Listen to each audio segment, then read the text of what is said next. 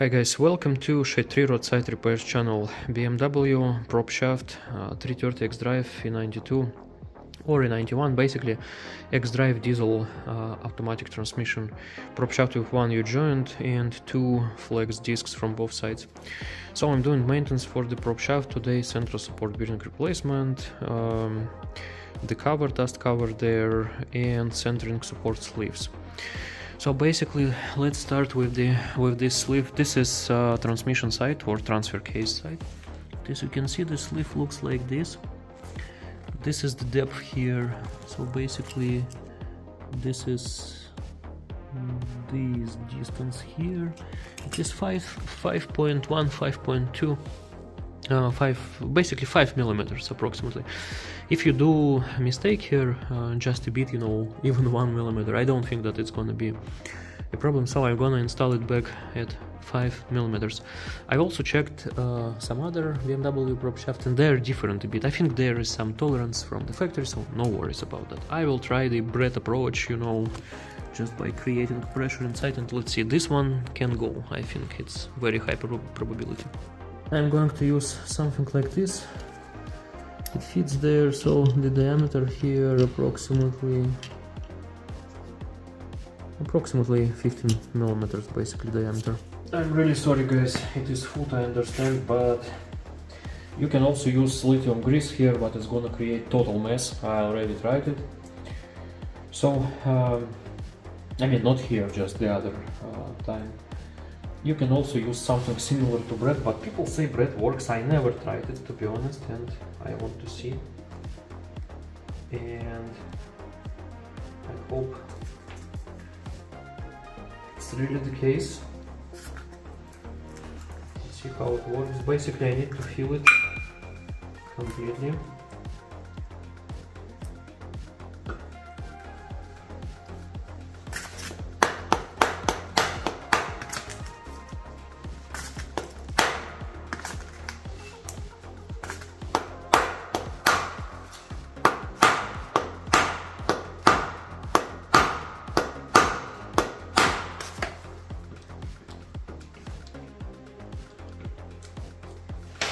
Doesn't go so far.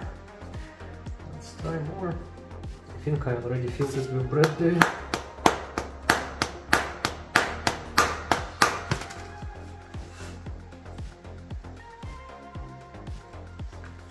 I have another idea with the puller. Let's see if it's gonna work. I would say it's pretty convenient.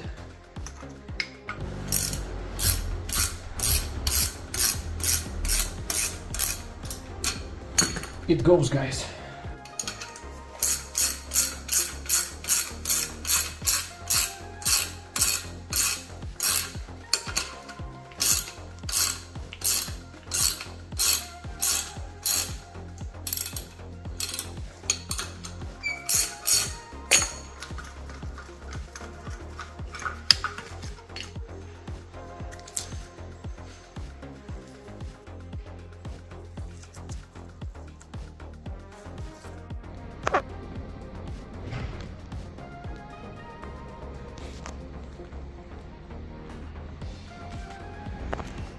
Differential side first, cleaning from rust using brass. Cleaned it a bit and I measured 2.3 here millimeters.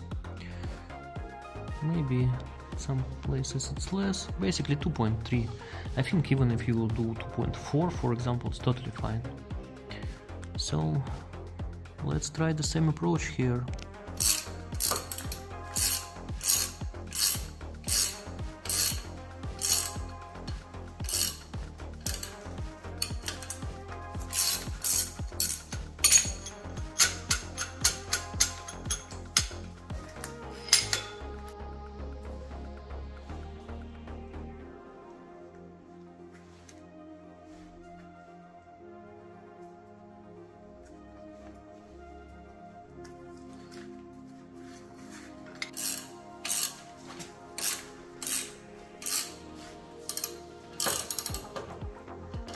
Yeah, it's pretty significant force.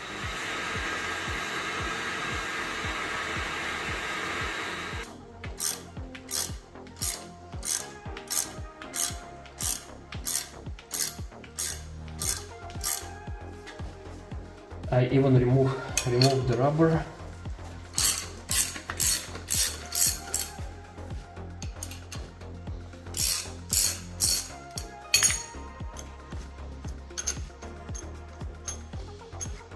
Okay guys, switch to plan B, to the blind puller. Blind puller that I'm going to use looks like this. This is OTC 7318, and the thing is that the internal plastic / rubber should be removed from that in order to catch it.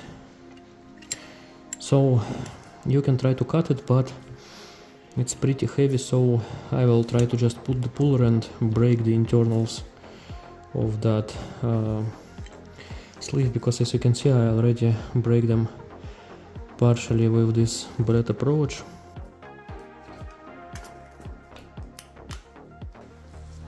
So the internals, gonna use the flex disc here like this for the blind puller, and let's see.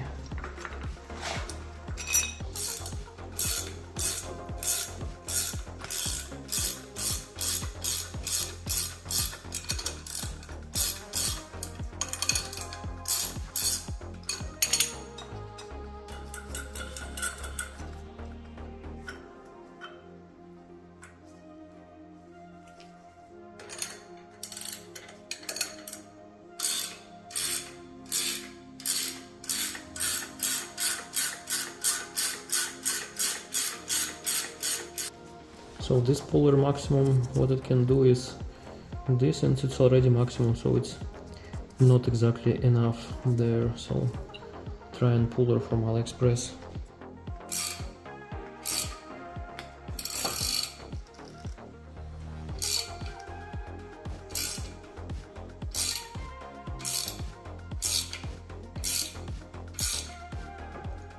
Nothing works, pullers don't work, so I went to a bearing puller, basically to bend it a bit from this side to release the press fit a bit. So basically I was trying this from AliExpress, and this is good puller. I even reassembled it a bit, you know, to remove this, and I tried pliers here to kind of expand it, so it doesn't take it at all, basically.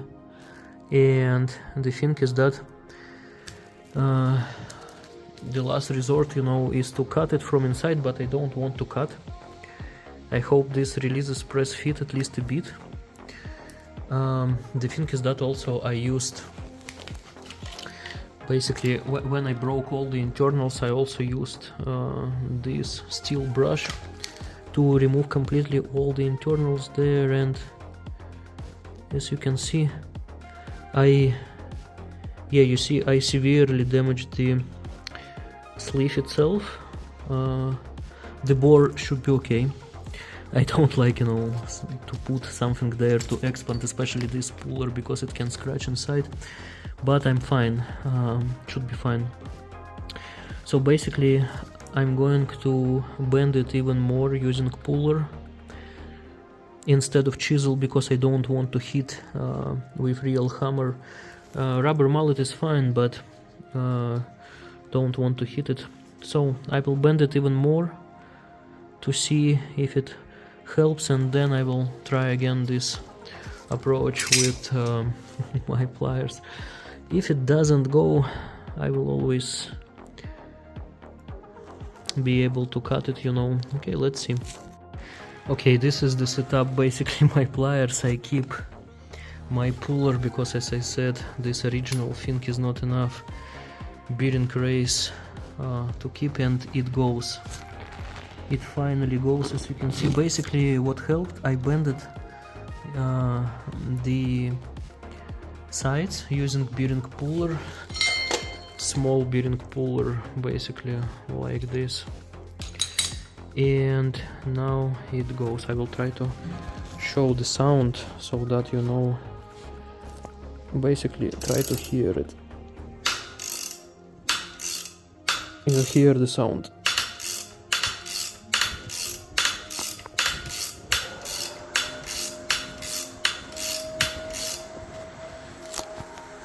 This sound says that the press fit was very damn tight there.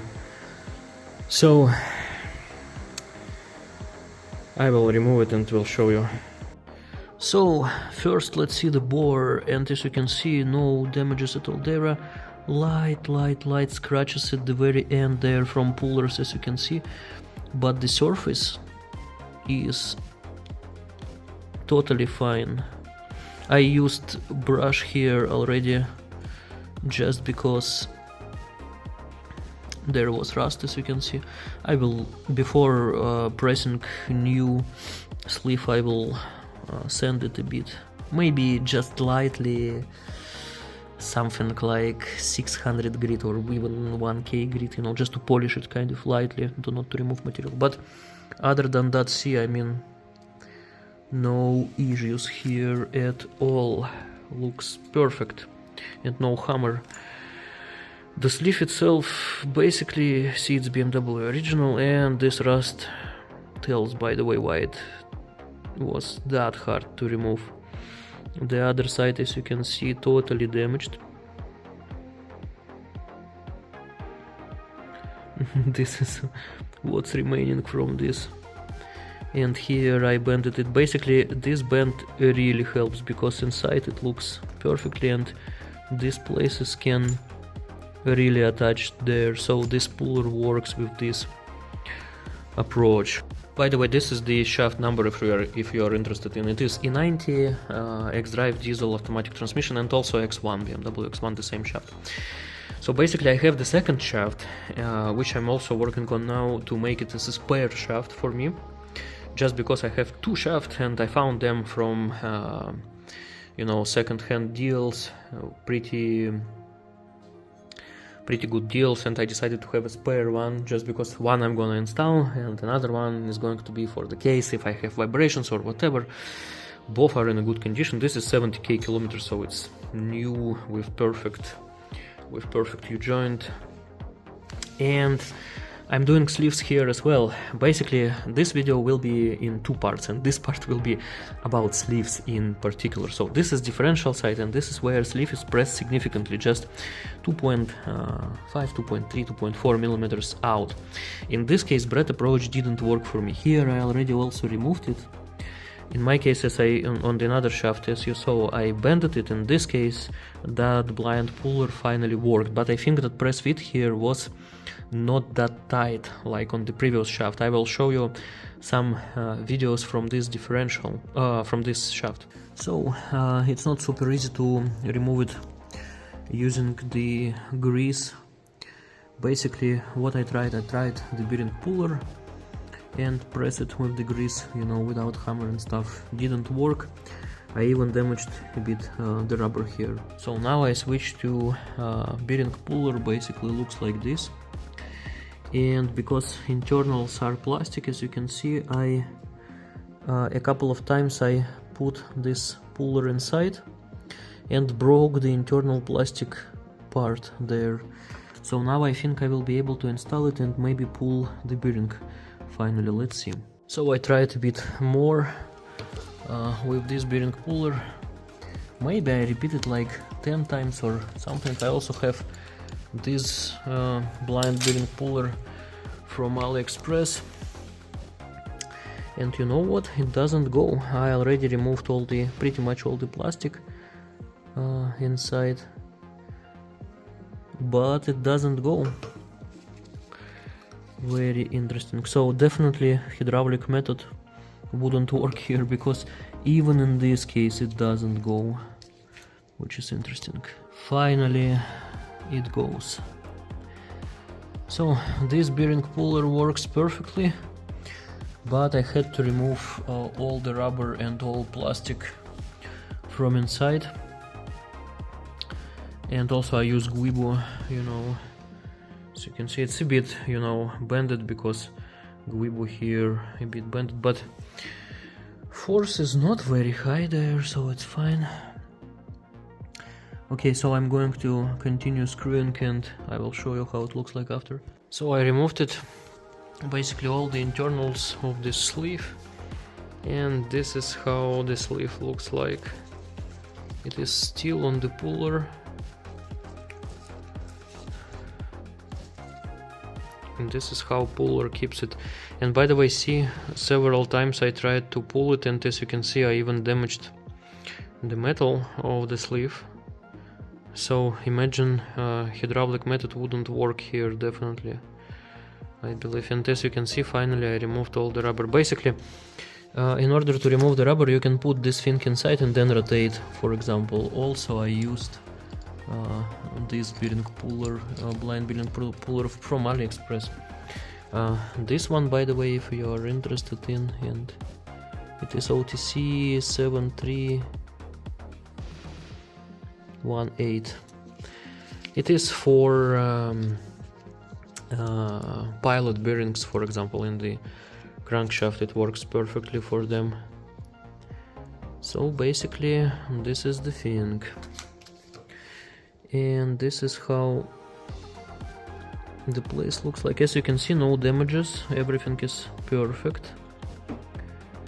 So this is the second shaft, and this is transmission side.